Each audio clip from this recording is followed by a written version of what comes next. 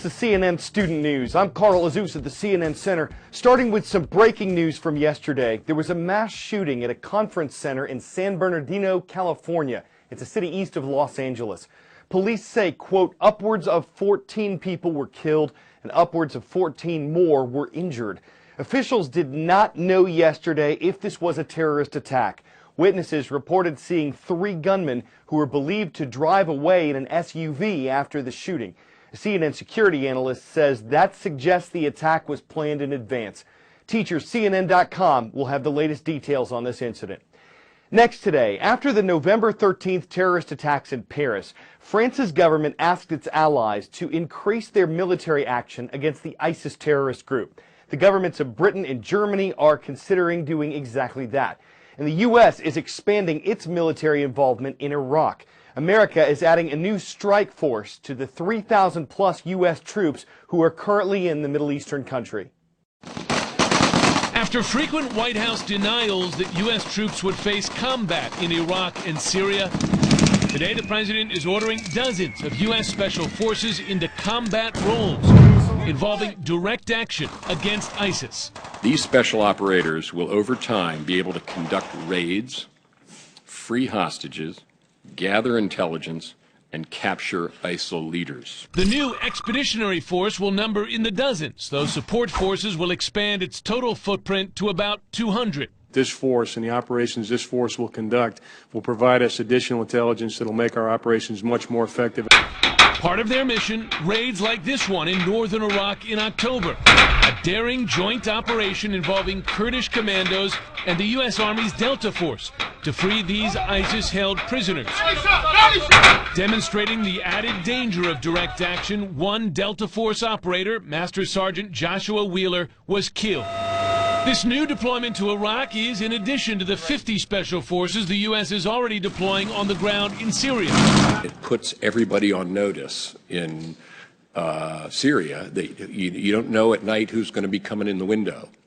And that's the sensation that we want all of ISIL's leadership and followers to have. So it's an important capability. The expanded U.S. combat role comes in the aftermath of Paris, and as progress against ISIS on the battlefield has been halting.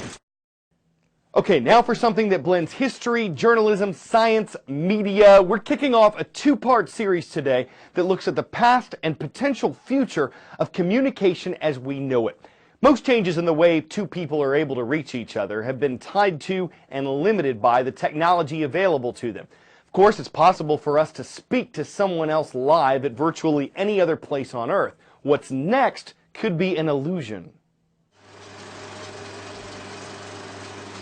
How we communicate, how we say hello, how we stay in touch has changed dramatically.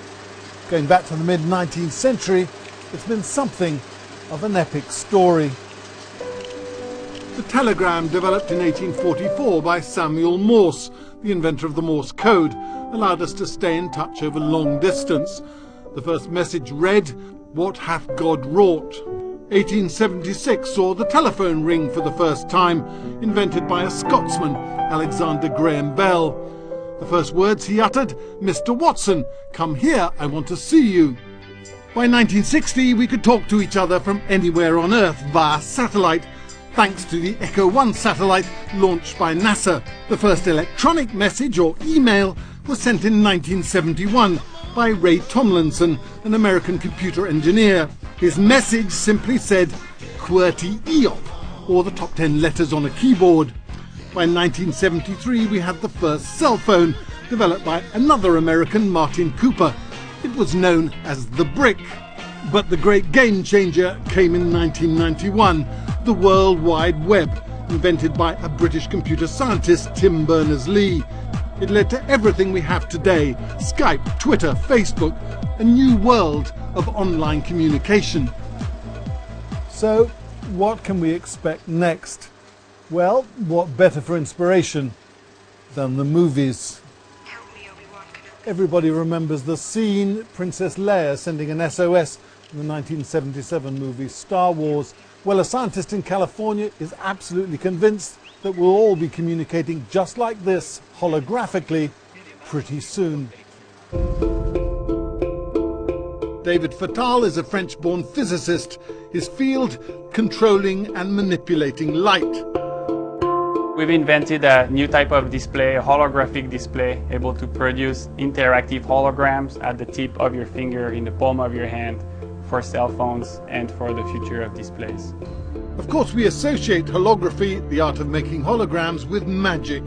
Most famously, the Victorian illusion known as Pepper's Ghost, conjured on stage using lights and mirrors. Fatal's discovery is fundamentally different. The normal display, you have a bunch of pixels. That pixel will look the same, whether you look at it from the top, from the left, from the right, from any direction. What we actually do is we actually manage to produce multiple views. The prototype today is 64 different views, but what that allows us to do is to not only perceive the scene in 3D, meaning the depth, but also that lets you move your head about the display or rotate the display in any direction, and you'll see actually a round object like it is in the real world. Initiating virtual crime scene reconstruction. It's something that's been predicted in the movies for a while. Holographic displays in Iron Man, Prometheus, and of course Star Wars. Help me, Obi-Wan Kenobi. You're my only hope. What's this? Well, I was about to experience it for myself for the first time, and crucially, unlike the movies, no need for 3D glasses. So here I am, a guinea pig in an experiment I'd never thought I'd undertake.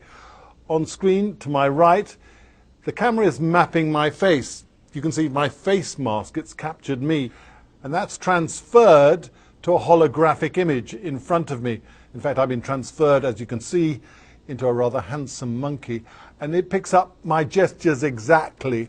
I can move my mouth here and there. I can wiggle my eyebrows. I can kiss a bit. Sadly, the camera is limited. It's not as good as my eyes. You can only see me in 2D, but in reality, this looks like a real monkey. The aim here is clear, communicating by hologram on our mobile phones, talking to each other from the palm of one hand to another. They also intend to develop the technology for playing games and even navigating from A to B. Fatal and his small young team are working creatively to this end here in their so-called nano-fabrication facility, and are well aware they're not alone. Samsung and Apple have actually filed or are filing patents in this field. You still ahead of the game? Yes, obviously we think so. If we thought Apple and Samsung were ahead of us, we wouldn't have a company. So, patents are one thing, and then there's actually making things, work. As you saw, right? Making a prototype. It's how you see yourself. I mean, I'm thinking, are you part David Blaine, part illusionist, serious scientist? How do you see yourself? Yeah, it's a 99% serious scientist and 1% of an illusionist. This is how I like to see myself.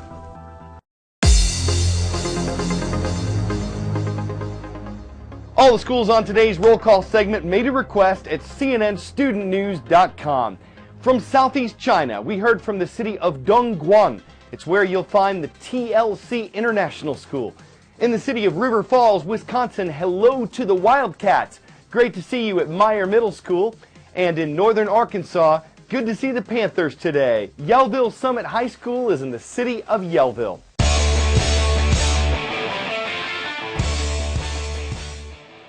Before we go, vanilla, candy canes, sugar cookies, all smells typically associated with the Christmas season. How about Texas barbecue sauce? How about infusing your home with the unmistakable aroma of pigs in blankets? And if neither one of those works for you, there's always cheesy cheese. As in, dude, it smells like cheese in here. Yeah, Merry Christmas. So do these alternative potato chip flavored options surpass sugar plums and cinnamon? You'd have to follow your nose to see if it makes sense. But if you think it pigs the season to be jolly, you've decked your halls with barbecued holly, and you're ready to trim your Christmas cheese, arranging some odoriferous ornamentation may not be more than you can handle. I'm Carl Azuz for CNN Student News.